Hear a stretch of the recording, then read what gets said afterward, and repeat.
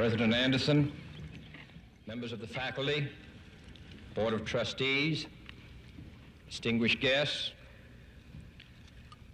my old colleague, Senator Bob Byrd, who has earned his degree through many years of attending Knight Law School, while I am earning mine in the next 30 minutes, distinguished guests, ladies and gentlemen.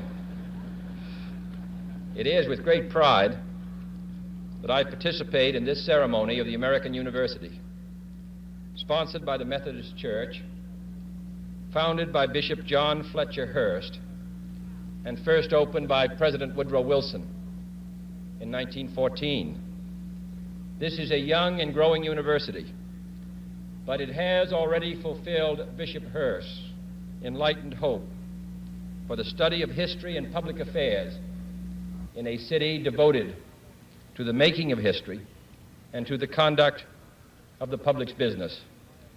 By sponsoring this institution of higher learning for all who wish to learn, whatever their color or their creed, the Methodists of this area and the nation deserve the nation's thanks. And I commend all those who are today graduating. Professor Woodrow Wilson once said that every man sent out from a university should be a man of his nation as well as a man of his time. And I'm confident that the men and women who carry the honor of graduating from this institution will continue to give from their lives, from their talents, a high measure of public service and public support. There are few earthly things more beautiful than a university, wrote John Masefield in his tribute to English universities, and his words are equally true today. He did not refer to towers or to campuses. He admired the splendid beauty of a university because it was, he said, a place where those who hate ignorance may strive to know, where those who perceive truth may strive to make others see. I have therefore chosen this time and place to discuss a topic on which ignorance too often abounds and the truth too rarely perceived, and that is the most important topic on earth, peace. What kind of a peace do I mean, and what kind of a peace do we seek? Not a Pax Americana, enforced on the world by American weapons of war, not the peace of the grave or the security of the slave. I am talking about genuine peace, the kind of peace that makes life on earth worth living, the kind that enables men and nations to grow and to hope and build a better life for their children. Not merely peace for Americans, but peace for all men and women. Not merely peace in our time, but peace in all time. I speak of peace because of the new face of war. Total war makes no sense in an age where great powers can maintain large and relatively invulnerable nuclear forces and refuse to surrender without resort to those forces. It makes no sense in an age where a single nuclear weapon contains almost 10 times the explosive force delivered by all the Allied air forces in the Second World War. It makes no sense in an age when the deadly poisons produced by a nuclear exchange would be carried by wind and water and soil and seed to the far corners of the globe and to generations yet unborn. Today, the expenditure of billions of dollars every year on weapons acquired for the purpose of making sure we never need them is essential to the keeping of peace. But surely the acquisition of such idle stockpiles, which can only destroy and never create, is not the only, much less the most efficient, means of assuring peace. I speak of peace, therefore, as the necessary, rational end of rational men. I realize the pursuit of peace is not as dramatic as the pursuit of war, and frequently the words of the pursuers fall on deaf ears, but we have no more urgent task. Some say that it is useless to speak of peace or world law or world disarmament, and that it will be useless until the leaders of the Soviet Union adopt a more enlightened attitude. I hope they do. I believe we can help them do it. But I also believe that we must re-examine our own attitudes as individuals and as a nation, for our attitude is as essential as theirs. And every graduate of this school, every thoughtful citizen who despairs of war and wishes to bring peace should begin by looking inward, by examining his own attitude towards the possibilities of peace, towards the Soviet Union, towards the course of the Cold War, and towards freedom and peace here at home. First, examine our attitude towards peace itself. Too many of us think it is impossible. Too many think it is unreal. But that is a dangerous, defeatist belief. It leads to the conclusion that war is inevitable, that mankind is doomed, that we are gripped by forces we cannot control. We need not accept that view. Our problems are man-made. Therefore, they can be solved by man, and man can be as big as he wants. No problem of human destiny is beyond human beings. Man's reason and spirit have often solved the seemingly unsolvable, and we believe they can do it again. I am not referring to the absolute, infinite concept of universal peace and goodwill, of which some fantasies and fanatics dream. I do not deny the value of hopes and dreams, but we merely invite discouragement and incredulity by making that our only and immediate goal. Let us focus instead on a more practical, more attainable peace, based not on a sudden revolution in human nature, but on a gradual evolution in human institutions, on a series of concrete actions and effective agreements which are in the interests of all concerned. There is no single simple key to this peace, no grand or magic formula to be adopted by one or two powers. Genuine peace must be the product of many nations, the sum of many acts. It must be dynamic, not static, changing to meet the challenge of each new generation. For peace is a process, a way of solving problems. With such a peace, there will still be quarrels and conflicting interests, as there are within families and nations. World peace, like community peace, does not require that each man love his neighbor. It requires only that they live together in mutual tolerance, submitting their disputes to a just and peaceful settlement. And history teaches us that enmities between nations, as between individuals, do not last forever. However fixed our likes and dislikes may seem, the tide of time and events will often bring surprising changes in the relations between nations and neighbors. So let us persevere. Peace need not be impractical, and war need not be inevitable. By defining our goal more clearly, by making it seem more manageable and less remote, we can help all people to see it, to draw hope from it, and to move irresistibly towards it. And second, let us re-examine our attitude towards the Soviet Union. It is discouraging to think that their leaders may actually believe what their propagandists write. It is discouraging to read a recent authoritative Soviet text on military strategy and find on page after page wholly baseless and incredible claims, such as the allegation that American imperialist circles are preparing to unleash different types of war, that there is a very real threat of a preventative war being unleashed by American imperialists against the Soviet Union, and that the political aims, and I quote, of the American imperialists are to enslave economically and politically the European and other capitalist countries and to achieve world domination by means of aggressive war, unquote. Truly, as it was written long ago, the wicked flee when no man pursueth. Yet it is sad to read these Soviet statements, to realize the extent of the gulf between us.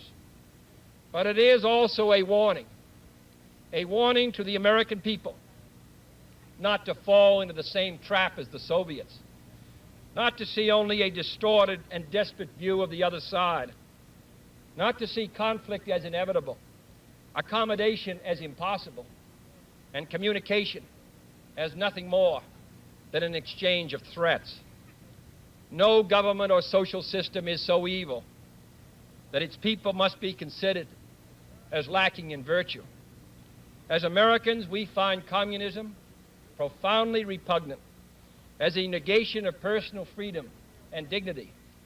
But we can still hail the Russian people for their many achievements in science and space, in economic and industrial growth, in culture, in acts of courage.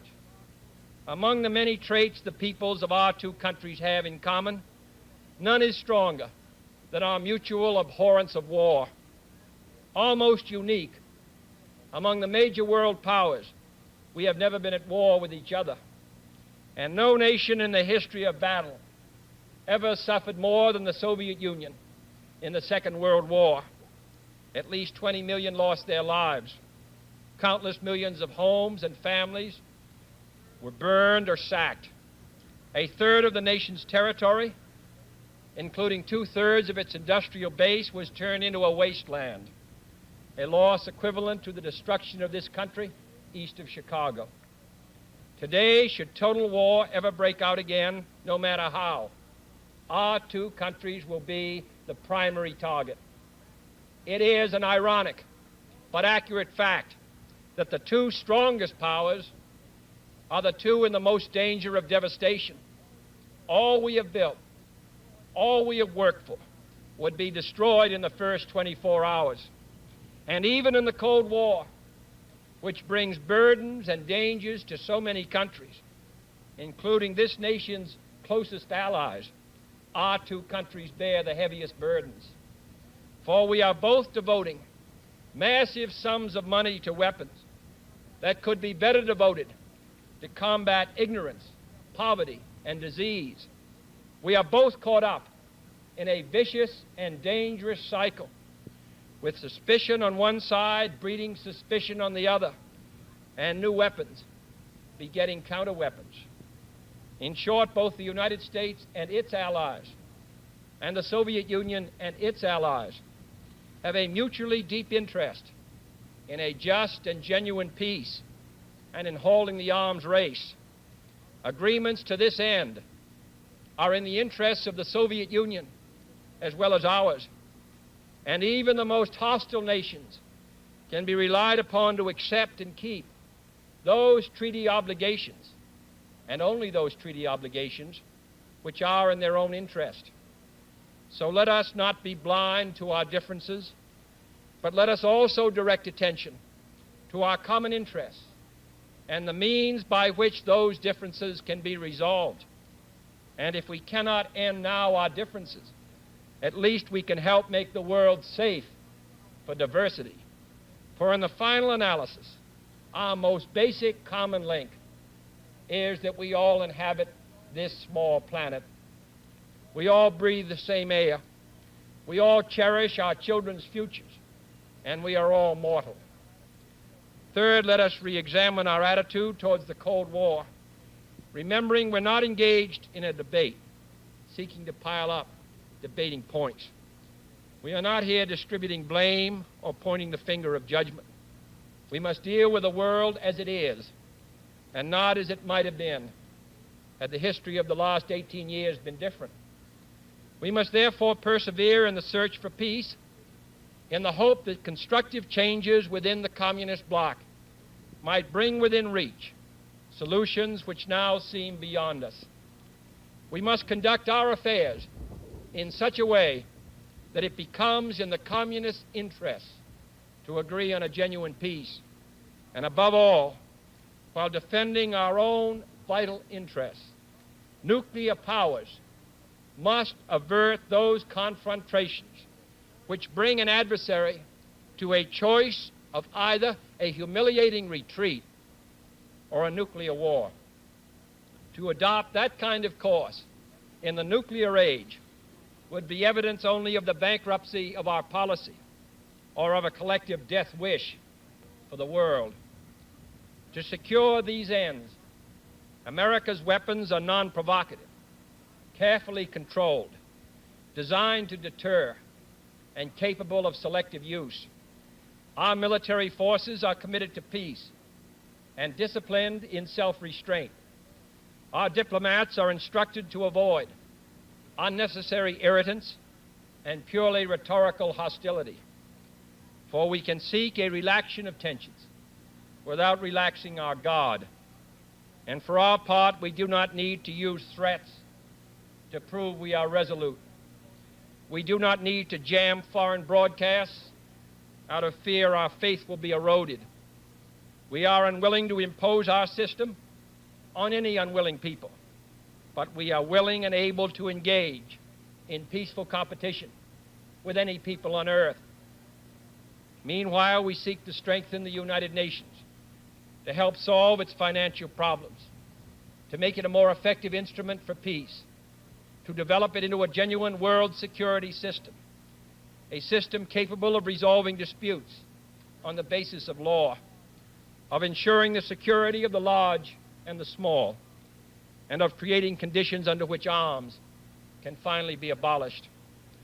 At the same time, we seek to keep peace inside the non-communist world, where many nations, all of them our friends, are divided over issues which weaken Western unity, which invite communist intervention, or which threaten to erupt into war. Our efforts in West New Guinea, in the Congo, in the Middle East, and the Indian subcontinent have been persistent and patient, despite criticism from both sides. We have also tried to set an example for others by seeking to adjust small but significant differences with our own closest neighbors in Mexico and Canada.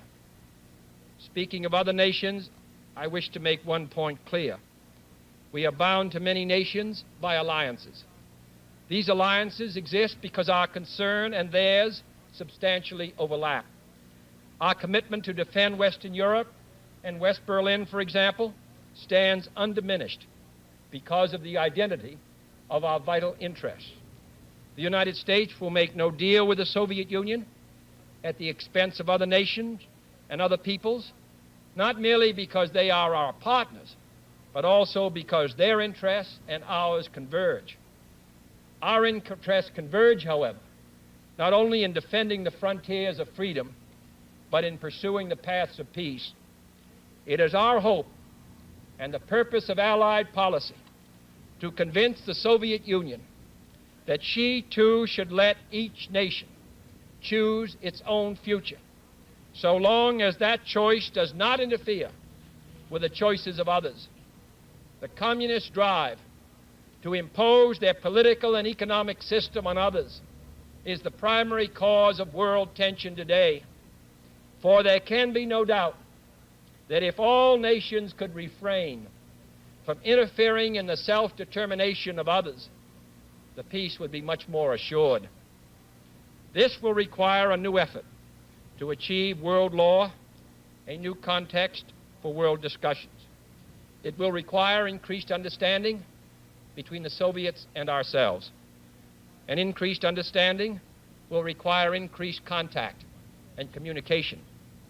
One step in this direction is the proposed arrangement for a direct line between Moscow and Washington to avoid on each side the dangerous delays, misunderstandings, and misreadings of others' actions which might occur at a time of crisis. We have also been talking in Geneva about our first step measures of arms controls, designed to limit the intensity of the arms race and reduce the risk of accidental war. Our primary long-range interest in Geneva, however, is general and complete disarmament, designed to take place by stages, permitting parallel political developments to build the new institutions of peace which would take the place of arms. The pursuit of disarmament has been an effort of this government since the 1920s. It has been urgently sought by the past 3 administrations. And however dim the prospects are today, we intend to continue this effort, to continue it in order that all countries, including our own, can better grasp what the problems and the possibilities of disarmament are. The only major area of these negotiations where the end is in sight, yet where a fresh start is badly needed, is in a treaty to outlaw nuclear tests.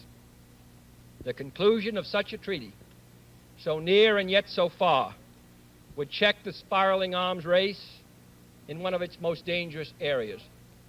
It would place the nuclear powers in a position to deal more effectively with one of the greatest hazards which man faces in 1963, the further spread of nuclear arms. It would increase our security. It would decrease the prospects of war. Surely this goal is sufficiently important to require our steady pursuit, yielding neither to the temptation to give up the whole effort, nor the temptation to give up our insistence on vital and responsible safeguards. I'm taking this opportunity, therefore, to announce 2 important decisions in this regard. First, Chairman Khrushchev, Prime Minister Macmillan, and I have agreed that high-level discussions will shortly begin in Moscow, looking towards early agreement on a comprehensive test ban treaty. Our hope must be tempered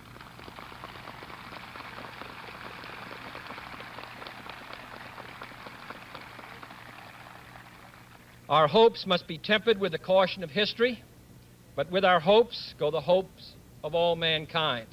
Second, to make clear our good faith and solemn convictions on this matter, I now declare that the United States does not propose to conduct nuclear tests in the atmosphere so long as other states do not do so. We will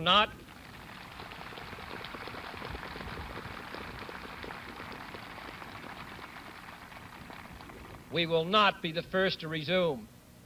Such a declaration is no substitute for a formal binding treaty, but I hope it will help us achieve one.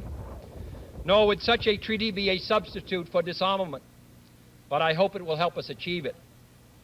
Finally, my fellow Americans, let us examine our attitude towards peace and freedom here at home. The quality and spirit of our own society must justify and support our efforts abroad. We must show it in the dedication of our own lives. As many of you who are graduating today will have an opportunity to do by serving without pay in the Peace Corps abroad or in the proposed National Service Corps here at home. But wherever we are, we must all, in our daily lives, live up to the age-old faith that peace and freedom walk together. In too many of our cities today, the peace is not secure because freedom is incomplete. It is the responsibility of the executive branch at all levels of government, local, state, and national, to provide and protect that freedom for all of our citizens by all means within our authority. It is the responsibility of the legislative branch at all levels, wherever the authority is not now adequate, to make it adequate. And it is the responsibility of all citizens in all sections of this country to respect the rights of others and respect the law of the land. All this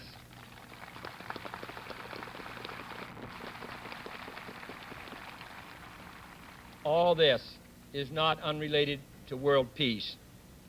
When a man's way please the Lord, the Scriptures tell us, he maketh even his enemies to be at peace with him. And is not peace, in the last analysis, basically a matter of human rights? The right to live out our lives without fear of devastation, the right to breathe air as nature provided it, the right of future generations to a healthy existence. While we proceed to safeguard our national interests, let us also safeguard human interests. And the elimination of war and arms is clearly in the interests of both. No treaty, however much it may be to the advantage of all, however tightly it may be worded, can provide absolute security against the risks of deception and evasion. But it can, if it is sufficiently effective in its enforcement, and it is sufficiently in the interest of its signers, offer far more security and far fewer risks than an unabated, uncontrolled, unpredictable arms race. The United States, as the world knows, will never start a war. We do not want a war. We do not now expect a war. This generation of Americans has already had enough, more than enough, of war and hate and oppression.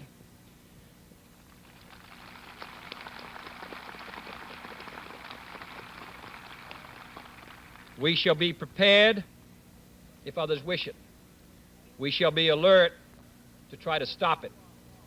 But we shall also do our part to build a world of peace where the weak are safe and the strong are just. We are not helpless before that task or hopeless of its success. Confident and unafraid, we must labor on, not towards a strategy of annihilation, but towards a strategy of peace.